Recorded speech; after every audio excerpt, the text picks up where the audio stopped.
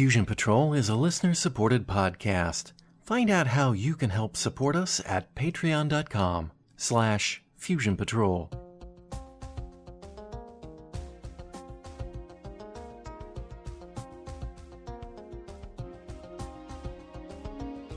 This is the Fusion Patrol podcast. Each week, we look at a different science fiction TV episode or movie and overanalyze it to within an inch of its life. Welcome to the discussion. Hello and welcome to another episode of Fusion Patrol. I'm Eugene. And I'm Simon. And tonight we're looking at episode 2 of the ATV series Beasts by Nigel Neal. This episode is entitled During Barty's Party. We open on a romantic scene, an open-top, two-seat sports car parked on a country road, music playing on the radio, and the screams of the amorous couple nearby. Angie, who lives down the road, is asleep, but their screams invade her dreams and deeply upset her. When her husband Roger comes home from the city, he finds her at home, blasting rock and roll music and apparently drinking a bit heavily. She's nervous and feeling alone. She tried calling him, but he'd already left the office. She'd tried to visit their neighbors, the Gibsons, but they're not home today. There's a rat under the floorboards, making noises, and it's really bothering her. She set the dog, Buster, on him earlier, but he ran off out the door and hasn't come back. Roger brings a typically manly perspective to the situation. Basically, "Buck up, woman! You're getting hysterical over nothing. It's just a rat." He stomps on the floor, and the rat is gone. Angie points out the sports car down the road to Roger. "It's been there since I woke up from my nightmare sleep. Door wide open. Don't you think that's odd?" "Not really, no." While Roger attends to some unfinished business on the phone, Angie turns on the radio, listening to the program Barty's Party, a light mixture of inane banter and popular music. On it, Barty notes a few people have been calling in from the country with reports of flocks of rats swarming. Isn't that funny? And then the rat is back. Or perhaps I should say rats, for there are now more than one. Roger refuses to leave and go out for dinner, as Angie asks, because he will not be ratted out of his home. He calls the police to see if there's anything to the whole rat story on the radio, but they've heard nothing, and suggest ringing the local council in the morning. There are more rats, and they are following them through the house underneath the floor. Roger decides to whip up some chlorine gas to kill the rats, but when he tries to get water, the line is clogged. "It was the rats," posits Angie. "Nonsense," counters Roger. Angie calls Barty's Party and tells them what's going on, and it actually concerns Barty enough to try to send help, but before Angie can give their address, the phone line goes dead, then the electricity. Roger loses it, first trying to rip up the floorboards to pour his chlorine mixture in, and then finally succumbing to hysterical panic.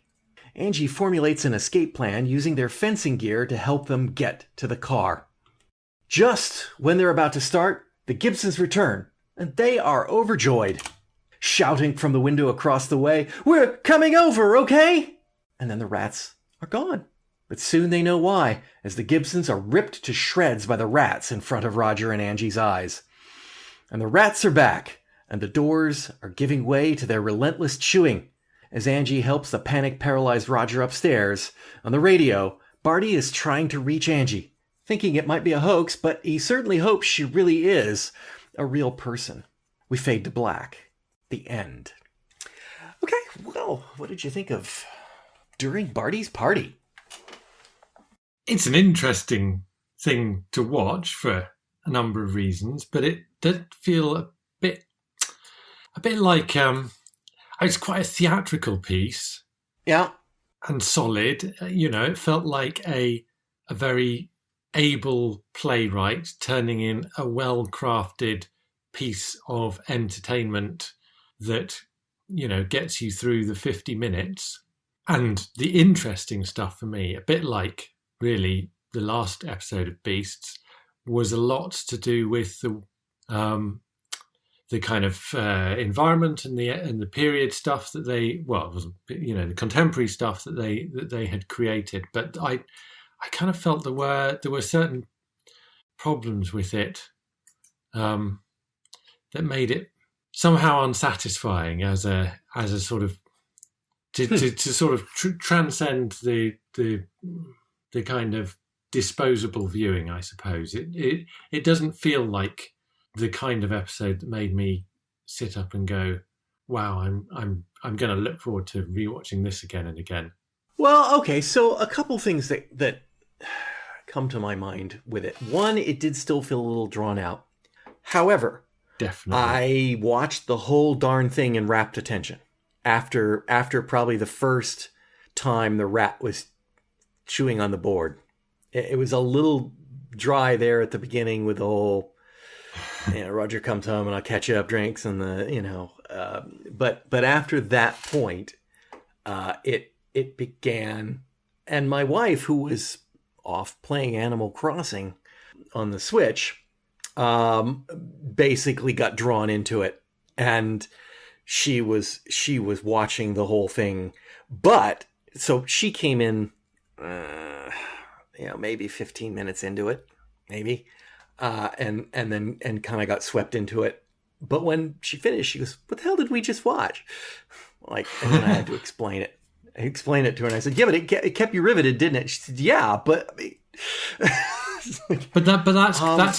That is. I mean, I don't want to suggest that at any point my attention wandered. It didn't. I mean, I thought it was engrossing theatre. Here's a playwright who knows his craft, earning his crust, keeping you engaged and keeping you wondering what is going, wondering where he's going to go next, wondering how things are going to transpire. And the performance is very, very good as well. I'm tempted to kind of call it a two-hander, but of course it's not, because there's so much going on with the audio performances in this that would be to kind of disregard the larger part of the cast who are doing all that work on that kind of stuff. So I think it's beautifully done. It's very well crafted, but once again, it feels like, to me, a kind of short story idea that has been stretched out to 50 minutes. And it's fascinating. I don't think you get that kind of television anymore. Nothing that is that theatrical, nothing that uses that craft to keep you engaged with something, but does it on a very a very low budget, single set, small cast, and all the rest of it. So from that point of view, I found it both engaging and and an interesting curiosity, but at the same time, as a realization of the concept, it just wasn't satisfying enough to make me feel wow, if that makes sense. I guess. I mean, I don't know that I would go with wow as my view. I appreciated it. I liked watching it. I really enjoyed comparing it to the excesses of what that type of story, and that type of story has been told many times before. And I don't think we can put Nigel Neal down as the holotype on this story, because I know of 50s movies that follow basically the same formula. The Killer Shrews comes to mind. That's a film that particularly indelibly stuck itself in my brain. It's a terrible film, but I know it's a 50s or at the most early 60s film about being stranded in a building surrounded by a pack of animals that are chewing their way in, and you have no way out. And so it's not innovative in that way, but what's really interesting to me is how they get away, and they do get away, I think, without ever showing a rat. Yeah, I'm not sure they do. One. There is one thing that bugged me a little bit, and I know what they were trying to. Well, in retrospect, I know what they were trying to do. But while I was watching it, I thought they were trying to do something else, and that's the constant shots of her feet. I thought for sure a rat was going to chew a hole through the floorboards, and that's why they were showing her feet. Like there was going to be something nip at her heels, or her foot gets stuck in a hole that had been chewed, or something. But it was really, so my thought was they were foreshadowing. Yeah, I thought they were foreshadowing it, that's where it was going, but instead it was just really to try to emphasize that the horror was below them. And I didn't. Yes, I and knew it was, that. It was so I to didn't situate the sound, because you obviously had, there's a strong element of they're not showing the rats, but boy oh boy, are they playing them rather loudly on the sound design. Yeah, so that was felt a little off to me. But again, it in a way it comes down to the people. I think it's a fascinating tale of the fact that we are presented with nervous, typically television weak woman at the beginning of this story, and stiff upper lip, manly, get on with it. And by the end of this, it is completely flipped. I mean, she's still worried, obviously, because they're gonna die. Yeah. But Mr. Manly Man is a Mr. Manly Man is a quivering pile of jelly by the end of this, and she has at least tried to rise to the occasion through her terror. And I thought that was well done and an interesting, again for its time in particular, take on that. I really did. I mean, I did like the performances, and I thought that the way in which they established the relationship between the two leads, and then, as you say, that kind of shift that took place throughout the episode was really well done. So I guess, yeah, it's not so much the performances that I have an issue with.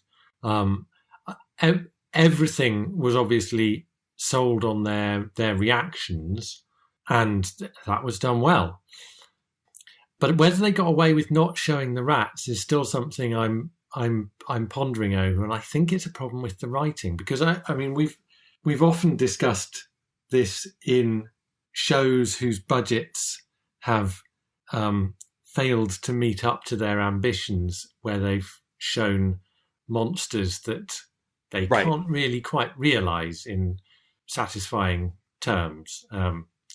Fair enough. Talons of Weng Chiang or whatever, if we're talking rats.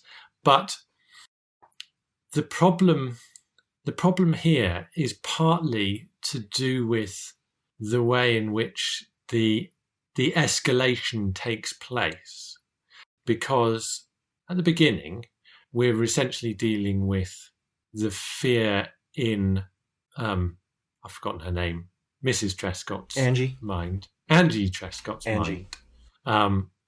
And we're getting occasional noises, nothing that most of us, I mean, we all live within whatever it is, 6 meters of the nearest rat. And so it's the kind of thing that all of us would have experienced. And there's nothing particularly alarming about it, other than the fact that she is herself alarmed. And that's kind of distressing, because you want to alleviate that, and obviously you can't make the rat go away. And I like that. I like that a lot. And clearly what the story then has to do is escalate that. And it has to somehow escalate it towards, the kind of promise at the beginning of swarms of flesh-eating rats or whatever we're supposed to fill in with our imagination. The problem is they live in a big old house, and rats by and large don't really care whether you've locked the door. They it's bolted, she doesn't want us to come in. Rats can get in tiny places, and so the idea that this house could somehow be swarming with rats, and yet you never actually see so much as a whisker, did seem to me a bit of a stretch, because the sound was there for there to be hundreds of the things, and yet not a single one was visible. I'm going to have to defer. Rats are not as big a problem where I live. Not saying we don't have them, because that would be a lie. But, there are areas where they tend to cluster, and so you can kind of identify where you're going to find rats. At one point we had one in the house, and yeah, you hear them a little bit once in a while, and the dog freaks out once in a while until we had that taken care of. But like that's once in my lifetime. Actually encountered a rat in a place I've resided. But when we go to Taiwan, you see rats, so I kind of get it. I kind of get it that maybe they should be more visible, but it didn't bother me because I just don't have that much rat experience. I guess.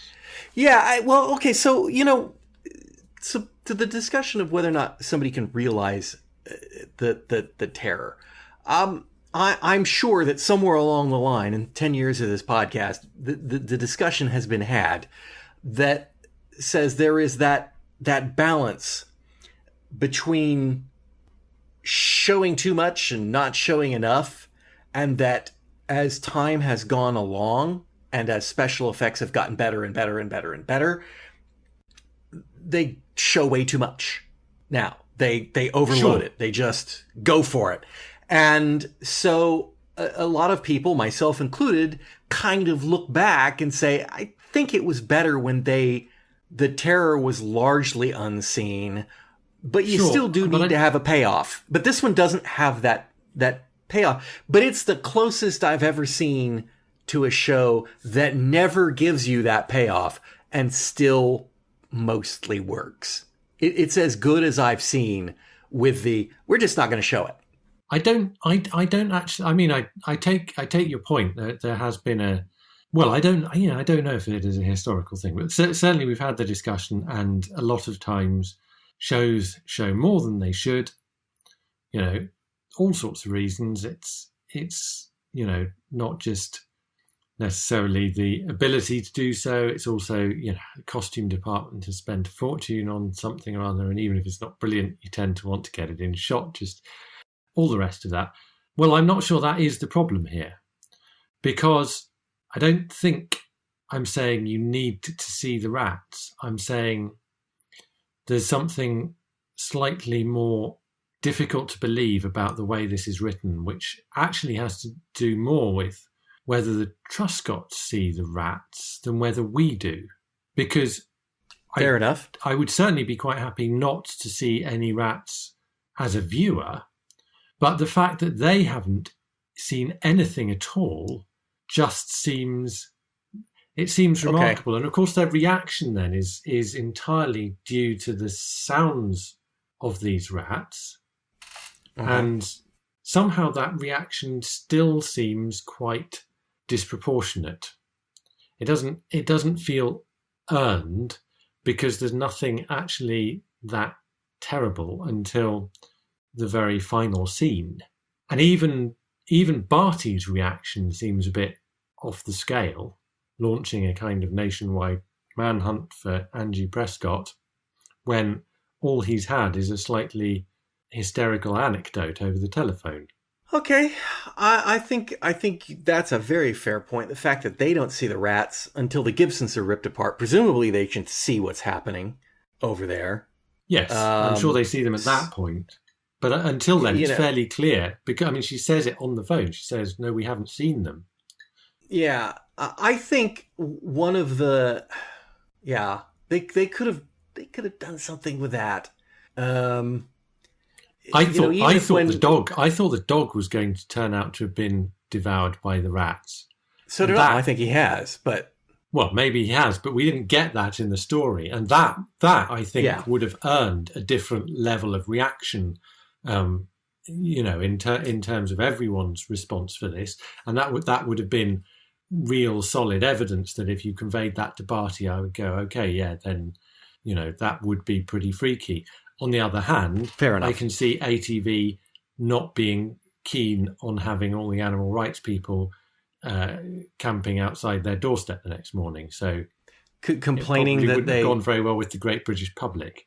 Are you saying that ATV would actually have a dog devoured by rats so that they could use No, that I'm as saying a prop the very on fact that they had a story in which there would be no problem whatsoever in which the next door neighbours were devoured by rats. But if a dog bought it that way, I think, then there'd be letters. That's interesting, because I could understand why if you showed on a TV show a person, a human, abusing a dog, that animal rights activists would be up in arms, because that might encourage people to think that was acceptable behavior. But I mean, if a dog is killed in a, let's call it, natural way, he's eaten by a bear, he's eaten by rats, he's hit by a car might be a little, but why is that anything other than just a bit of storytelling in which an animal got harmed? I can see why you would have like a disclaimer that says no animals were harmed making this production, because some idiot would think they actually had a dog devoured by rats to get the prop of the gnawed bones.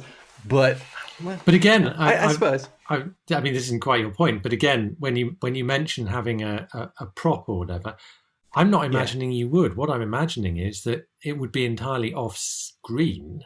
But the point would be, if the Truscotts had seen it, they would then have some sort, even if they hadn't seen the rats, they would have had some sort of solid evidence of what the rats had done. And even a chewed up dog collar. Well, maybe. Roger, when he looked for the dog, he sees a dog collar lying there with it all chewed up by rat marks or something. And I don't think you need that. I do think it is all about what they have seen, because the dog itself never appears on screen in the episode. The only way in which we, the viewers, understand about the dog is through their descriptions of the dog. So we know about Angie talking about the dog running out earlier on. We also have the diatribe from, now I've forgotten his name, but Mr. Truscott, Roger, thank you. So saying how useless the dog is and how they shouldn't have got that one in the list. So it feels like we know quite a lot about the dog. We've never seen the dog. Yeah, and I think that can be very effective. So I'm really, really not arguing in favour of seeing any of these things. I'm just questioning, I think, the level on which everyone involved in this story escalates on the basis of relatively little actual evidence that they themselves have witnessed. All right, I'll take that. I was thinking, as we were in a very early part of this discussion, my thought was asking you, what if they had found part of Buster? And again, it doesn't matter whether they see it or not. So I mean, I can see how that would have earned some, or if Roger had enough curiosity to go down and look at that car, or something that would have put the wind up of him and said, nah, something's definitely wrong here. Well, if they had tried leaving, I don't disagree. I mean, again, it's the fact that there's the incident with the car. There's then the suggestion of going to a restaurant. There's always a contrived reason why they don't try leaving the house. And therefore they don't get to see the rats, and therefore we don't get to see the reaction to whatever actually would stop them from leaving if they tried. And because you get these contrived reasons, again, it doesn't feel like that sense of being trapped is properly earned. Do you... I mean, I get that the word beasts, in its strict definition, means animals. Mm-hmm. But I will say that there is something going into this series, whether it's because of last week's Brightway's Billy, or that these beasts are more than just animals. That beasts could refer to something more monstrous. Beastly. And I kind of wondered if we weren't getting an opportunity to see anything about the rats, because we were supposed to think they were more than rats, like super rats or hellhound rats, or and that they were underplaying it, thinking that they were regular rats, and when in fact that is not what they were being besieged by. And yet the dialogue was giving us a very clear steer towards the fact that they were not in any way different from ordinary rats, other than their immunity to warfarin. Yeah, there was that bit when they came on, the expert was on the radio program and said, nah, they're not super rats. They're not I mean, you could call them super rats, but I mean, they're not bigger, they're not different, they're just immune to poison. And so we did halfway through this show get somebody tell us explicitly they're rats. This is not going to be something that's come in from space. Space rats. Space rats or something. It is just rats. But yeah, I think you're right. If maybe, Roger had opened the door and to where the car was and slammed the door suddenly, and it's like, oh my God, there's rats they're all over the car and they've chewed through the tires and or something. I don't know. You're right. We didn't need to see it, and then maybe in the end I was a little disappointed that we didn't get that.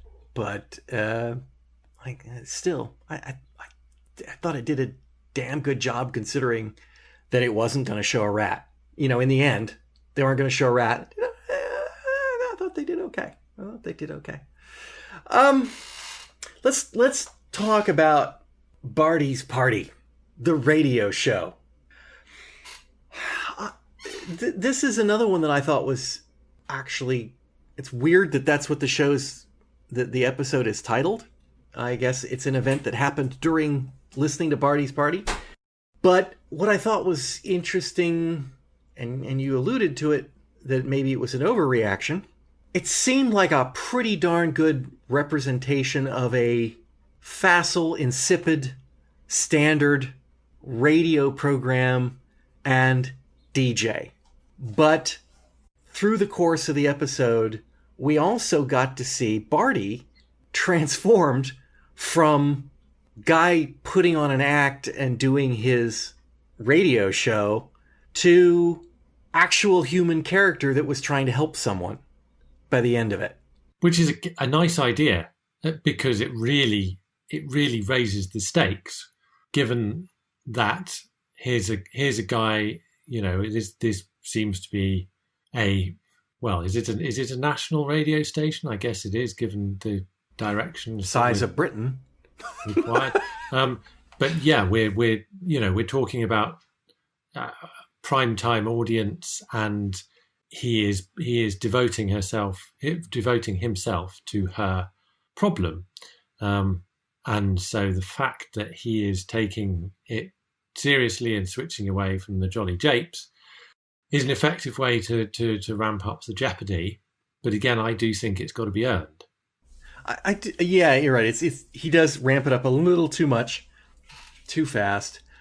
I kind of wondered as I was listening to it if this is Neil making commentary. I mean, I can easily see how it is dismissive of popular radio, because it is awful. I mean, when you turn the thing on and it's awful, and you get the line from Rogers like, "You listen to this," and she's like, "Oh, sometimes he's quite funny."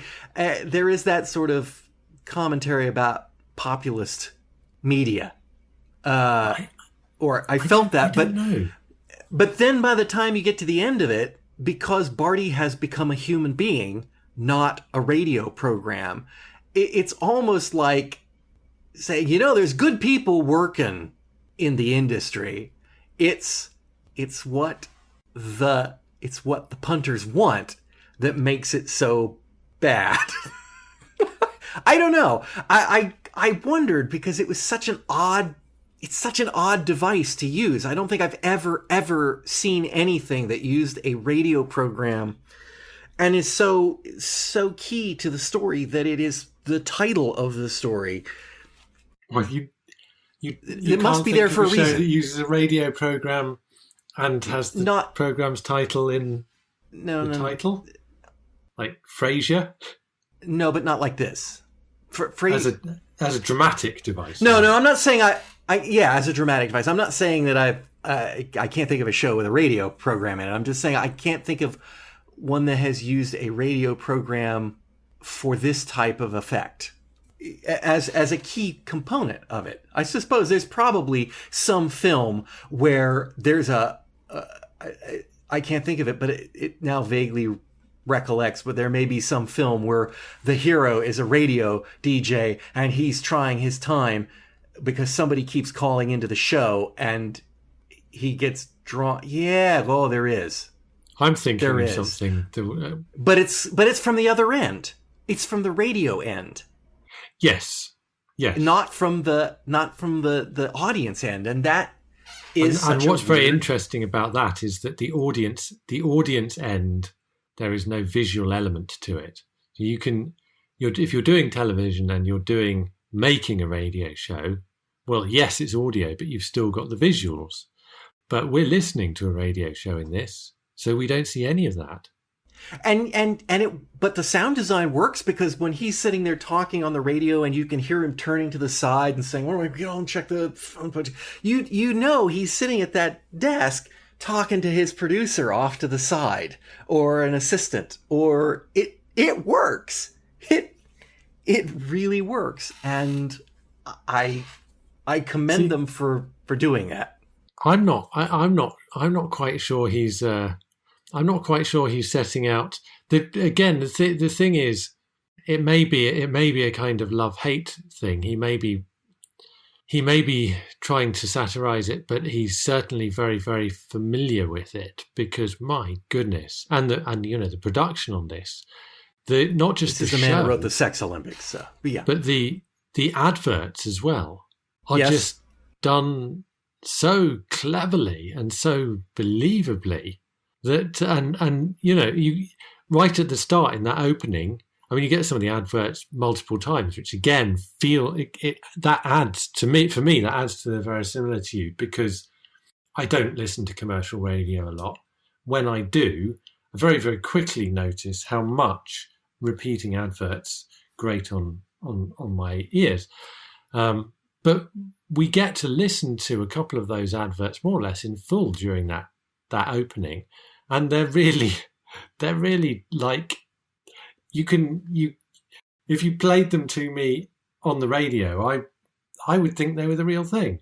Yeah, and it's all very well done. There is one thing that I think firmly sets this program in the UK, in England, that just couldn't, for example, just couldn't be done here.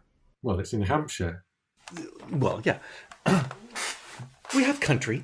We have people who live out in the country, but to my knowledge, none of them are ever... They refer to where they are, but yes.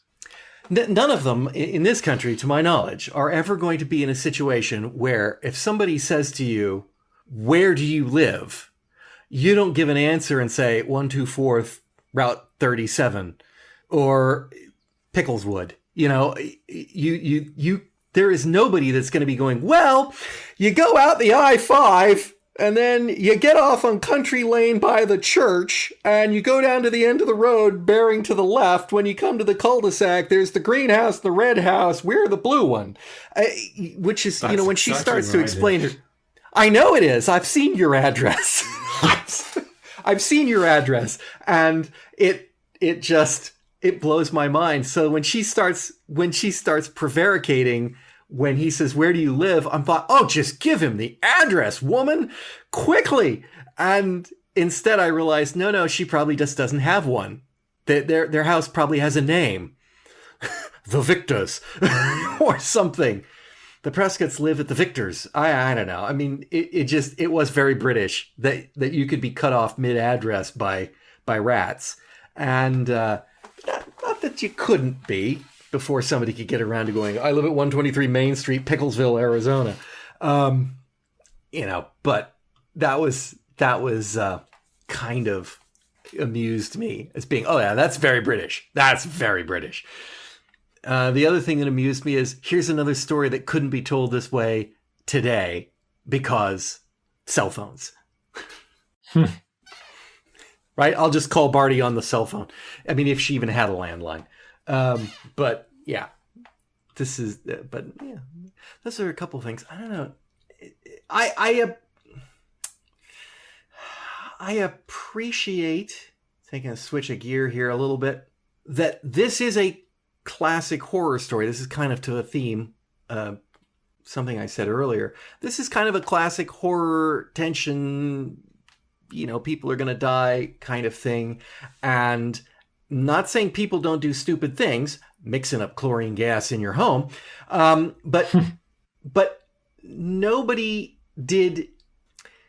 I'm not 100%. I'm not going to say I'm 100% on board with this, what I'm about to say, but by and large, nobody did anything particularly stupid in this until they had been pushed beyond the point of sanity, if you will. This is not one of those things like, well, somebody's been missing for hours and we heard them screaming. I guess maybe I'll go out by myself with a flashlight into the stormy night and look around. There's none of that.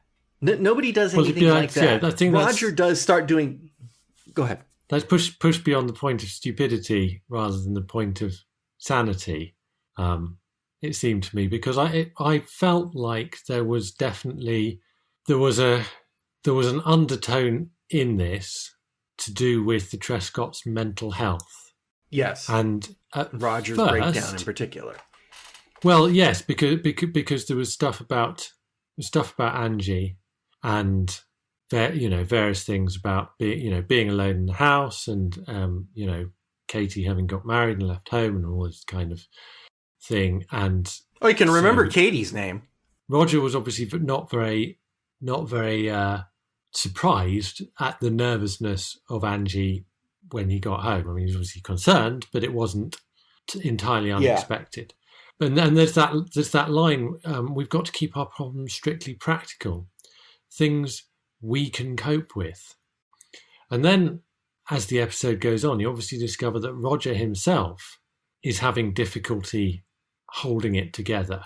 Yeah. So you almost get a sense that he is having similar sorts of difficulties as Angie, ongoing mental health issues, but that he is not showing them normally on a day-to-day basis because, like you say, he's the manly man and all this, and somehow it's acceptable for her to show these things, talk about these things or whatever, but it would be much less so for him. But as the episode goes on, it becomes harder and harder for him to hide that.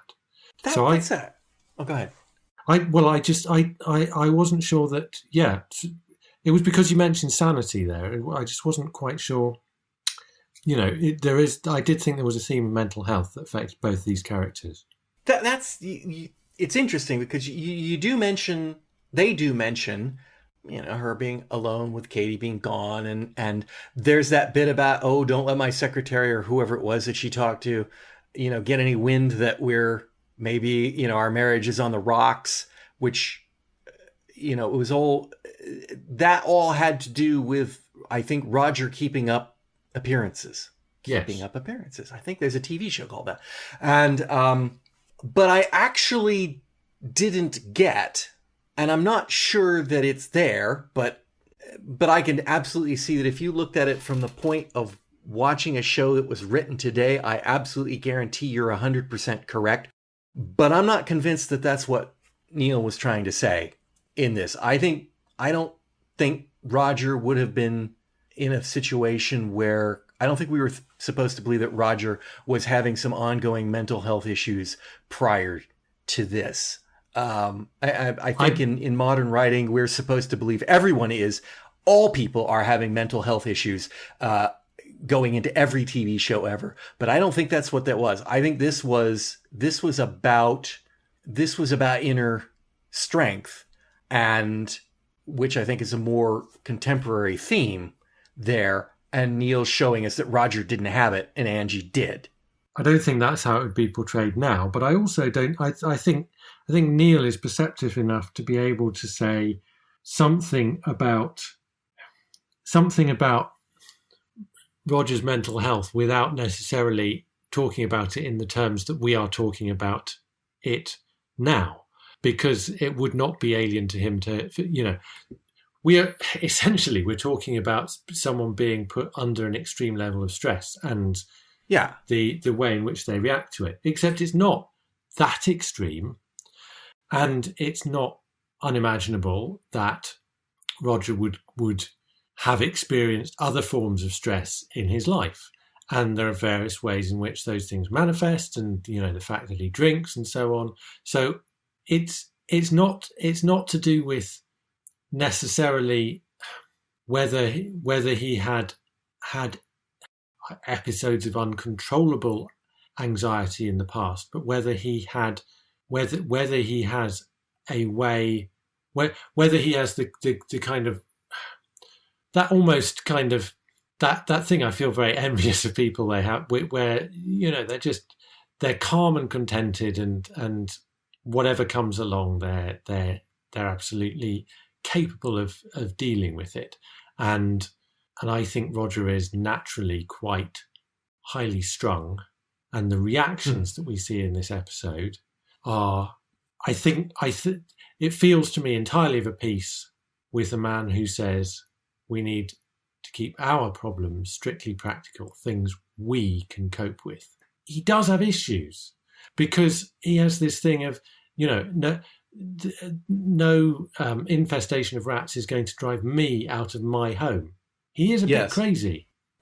He's reacting to something there that isn't. It's not balanced. It's not a proportionate. It's not a calm. I'm still seeing that as the machismo thing. No. Well, I mean, you could say machismo is in a large part based on that kind of anxiety, and I think it often is. But I'm not sure that's exactly what it is. And I think in this case, it is definitely anxiety fueled. It's possible. It's possible. I cannot look at an artifact from the 70s and how do I put this? He's not deconstructed in that way, because it's just not the way stuff was for us on this side of the pond. It's just not the way something like this would be written without giving us a little bit more that says there was something else going on before the show started. No, but it could be subtlety of the writing that I'm missing. But I don't think it is that. I think Neil is writing a character. He's writing a character who is well observed, and he's writing them in a believable way.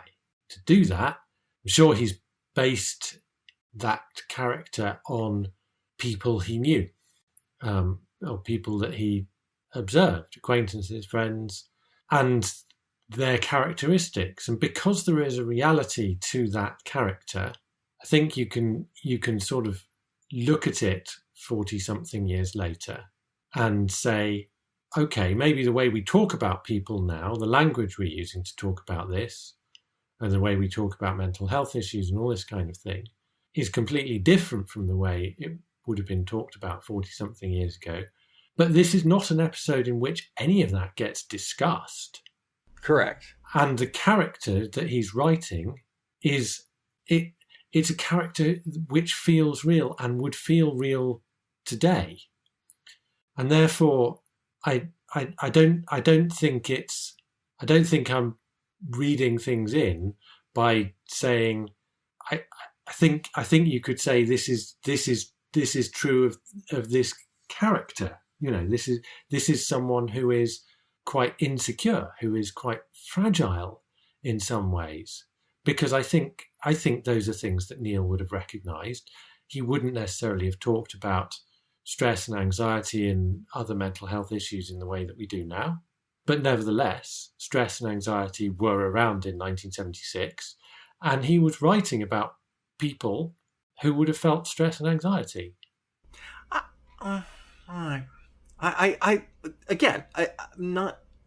It is very, very, very real possibility that Neil, as a keen observer of human beings, and I think we can say he was, or he had a very good ability to write characters that feel like real human beings, that react and respond and are kind of realistic in that way. That notwithstanding the fact that you yourself have said that these characters did not actually react appropriately for the level of infestation that they had gotten. So there's that. But I think there's a you could argue that a lot of Neil's characters have an air of authenticity. What I would say is that if you took that character and you plunked him down in a show written today, he would feel like a caricature of the British stiff upper lip man. And his breakdown through the course of the episode would be intentional. And perhaps to show that the stiff upper lip man is not really the stiff upper lip man at all. I wonder if you were watching this in 1976, if he would be as much of a caricature as he feels like to me. But are you saying that wasn't? You don't think that was the intention in I don't know, because the only television that I can see from Britain in 1976 portrays those characters as real people, and it's not. You don't meet the stiff upper lip Brit. Sorry, no. I mean, here. I mean, the fact that there is this breakdown in the stiff upper lip character. I don't think he is a caricature. No, I don't think he would come across as a caricature now if it was a show that was being written about 1976. All the kind of fact that things do end up being heightened in period stuff notwithstanding. But I definitely got the sense that there is you mentioned it, there is a stiff upper lip element to him, and Neil is deliberately breaking that down in this episode. And that's what it was about in 1976. Yes. Yeah, it definitely is. The question is what fuels the stiff upper lip. And you could look at it as being, it's a way to combat deep-seated anxieties to put on the front, or it could be in 1976 that is just literally what's drilled into them from the day he came up from Eton. I think wherever. Neil is too good a writer to accept that. I don't know. I cannot.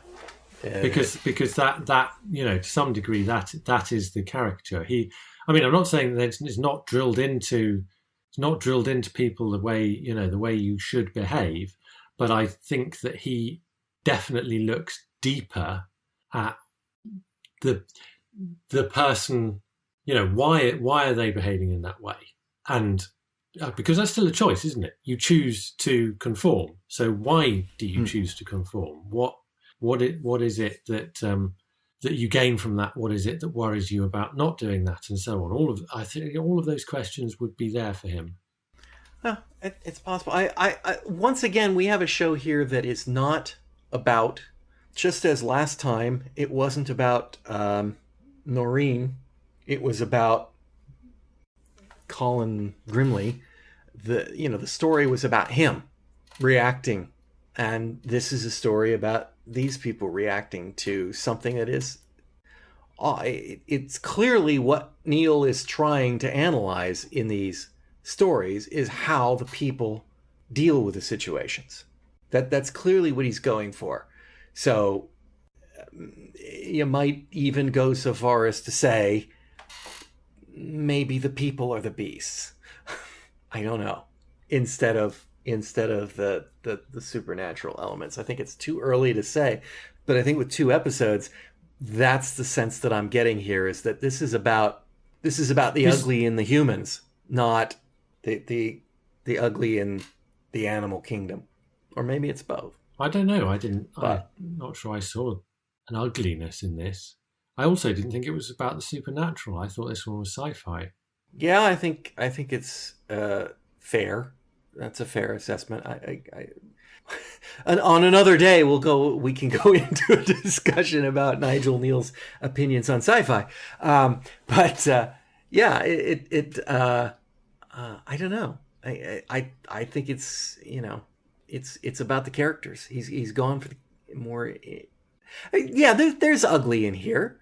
Roger's falling apart. Rogers is the animal, and an animal doesn't have to refer to violent nastiness. It can also refer to the instinctive terror of a rabbit confronted with a wolf, or it's that the animal-like reaction as opposed to the reasoned intellectual being that humans are supposed to be. That's what I'm getting at. The beast layer, the lizard brain in man.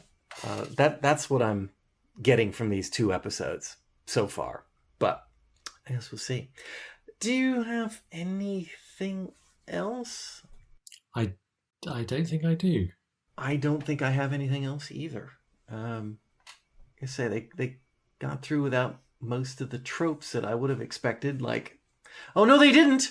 I was going to say 2 people having sex get killed by the monster was there.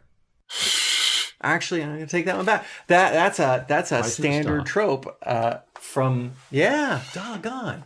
Well, was that a swipe at that type of film, or was that a thing that hadn't even happened yet? Because that was kind of like 80s teenage slasher film thing that popped up. Oh, that couple went off and had sex? They're the first to die.